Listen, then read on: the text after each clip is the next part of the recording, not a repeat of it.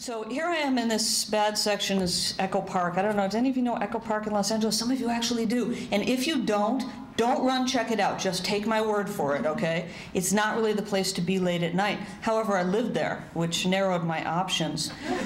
So I'm driving home, and I should tell you that the car I was driving was not in good condition, because at least I'm pleased to be able to say that I was young 24 years ago. I know it's hard to imagine. And I had this theory about cars when I was younger. I thought that it cost less money if you didn't take your car to the mechanic.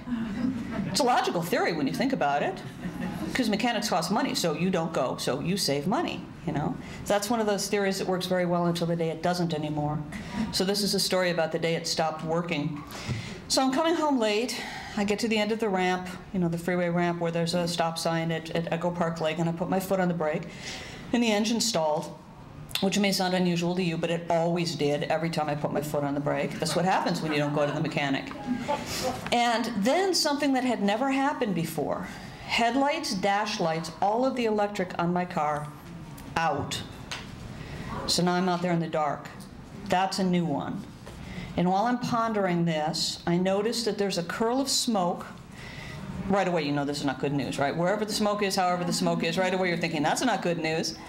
Coming through the firewall from the engine side, and it's curling up under the dashboard, and it's beginning to fill up the passenger compartment where I sit. Now, when you're in your car in a bad neighborhood late at night, you probably know this already, you have a very powerful incentive to stay there with the doors locked. But now the car's filling up with smoke, which has got to be like the textbook definition of being between a rock and a hard place, right? So once again, just so you don't have to go out and do your own research, I will tell you the smoke wins. You're going to get out of the car at that point. So I got out of the car, and now I'm outdoors in this bad neighborhood late at night. And I looked up and I saw that there were two men, two total strangers, running in my direction very fast, and one of them was holding a blanket. Many thoughts danced in my head, not a single one of which had anything to do with rescue. As a matter of fact, I think the first thought in my head was, I never made out a will.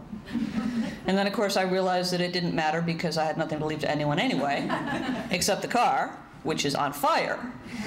So I really thought that those were going to be the last few moments of my life. I mean, you have that moment where your life flashes before your eyes. Really never occurred to me that they might have been running to my aid. But oddly enough, that's exactly what happened. Apparently, they'd been driving by. I say apparently because I never really got to talk to them. Saw the trouble that I was in, pulled their own car over to the side of the road, took a blanket out of their own trunk. One of them popped the hood of my car. The other one, actually popped it from the inside. The other one actually opened it, leaned his whole upper body into my flaming engine compartment, and put the fire out by hand with the blanket. Now, just to stop and review what I find important in this story, his upper body, my flaming engine compartment. Isn't that an interesting combination between total strangers? So right around the time he got the fire put out, the fire department showed up, which I thought was interesting because none of us called them. And see, now once again, the kids go, okay, somebody had a cell phone and you didn't know it. No, not in 1978. I really don't think so. Apparently, some other Good Samaritan driving on the freeway behind us had seen what was happening and called the fire department. Now, I absolutely guarantee you, in that situation, I would have done that for a stranger. If I'd seen you broken down with your car burning, I would have stopped at the next call box and called the fire department for you. Not sure about the thing with the upper body and the flames. I don't know about now, but at the time I don't think I would have been ready for that. And so, to make a long story short, which perhaps is too late for that, I'm not sure. In the confusion of talking to the fire department, and by the way, one of the things I learned from them is that we all could have been killed. You know, a car on fire is a lot like a Molotov cocktail when you think about it. You know, you have a big tank of flammable liquid with a fuse that goes into it, and once it's burning, you have some problems. So I turned around to thank these men who I thought were standing behind me listening to all this, thinking, boy, this better be a good thank you. Right? I mean, this is the biggest favor I'd ever gotten in my life. This better be a good thank you, and discovered they'd already packed up and driven away. So I didn't even say thank you. I mean, I tried, but I didn't know if they knew that. And so what happened as a result of this, you know, people will say to me, so if they hadn't stopped and done that for you, none of this pay it forward thing ever would have happened.